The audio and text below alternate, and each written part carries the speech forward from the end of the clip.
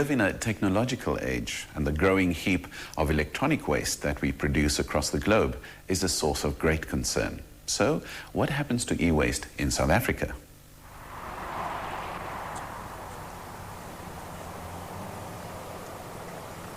This pile of toxic e-waste lies in the middle of Pretoria North, right next to a busy road and about 50 meters from the RP's river. Kijk hierso, hier wordt definitief plastic gesmeld en gebrand. We found a place like this for how long?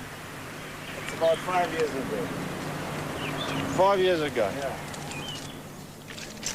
Authorities are unsure who dumped it here and when, but judging by the state of corrosion, it has been here for a couple of years. Leaching batteries and evidence of burning and cherry picking to extract the copper and other metals. In short, an environmental disaster. But this is what happens when the laws and implementation systems are not in place. And the new waste management regulations that will be announced in 2007 will go along with the dumping of such e-waste. Even more specific measures are desperately needed to make sure the millions of tons of electronic scrap that we generate every month are properly disposed of. Across the world, people are starting to take the issue of e-waste seriously, and treaties like the Basel Convention, which restricts the movement of e-waste across international borders, is a good start. Unfortunately, there are ways around it, and more North America and Europe are sending their electronic scrap to Africa as donations. But here in South Africa, we have more than enough e-waste of our own, without having to deal with donations from the north. In fact, it is estimated that we generate around 50,000 tons a year. The bulk of this is, of course, corporate IT equipment, mining, industrial and communications electronics. The big problem behind it, people don't realize it's toxic. And because if you've got your cell phone in your pocket, there's nothing wrong with it. Once it starts the recovery process or the leaching process on a landfill, there's mercury, lead, arsenic, boron, beryllium, all the heavy metals, which are highly toxic. Now, people say, well, it's small quantities, but the volumes of e-waste is vast volumes. So what you're getting on a monitor, there's 2 kilograms of lead. So if you scrap a couple of thousand monitors, there's 2,000 kilograms of lead that you immediately burying somewhere. The good news is that 95% of all e-waste can be recycled.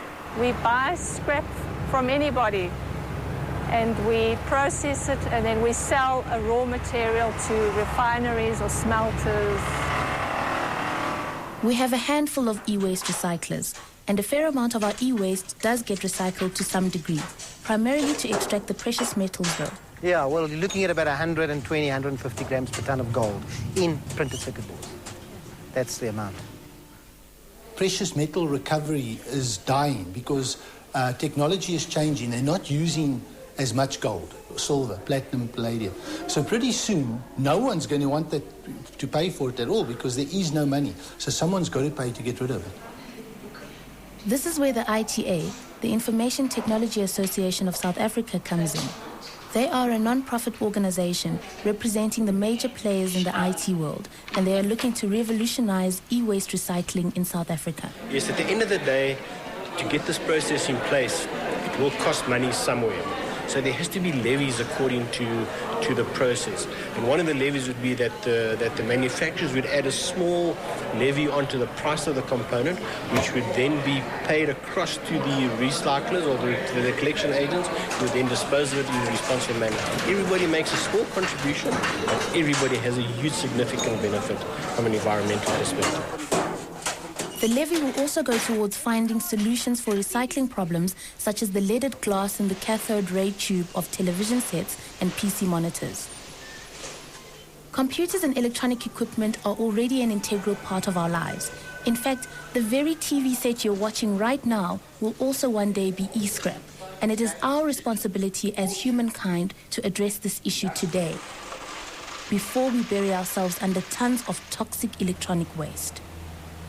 China focused on industrialization and ignored environmental impacts. Their health problems and their environmental problems are costing them 12% of their GDP at the moment.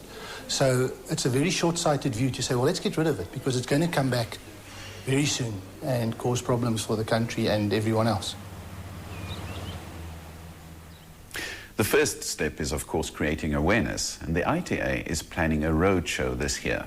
For more information on e-waste recycling, contact the IT Association or check out our website.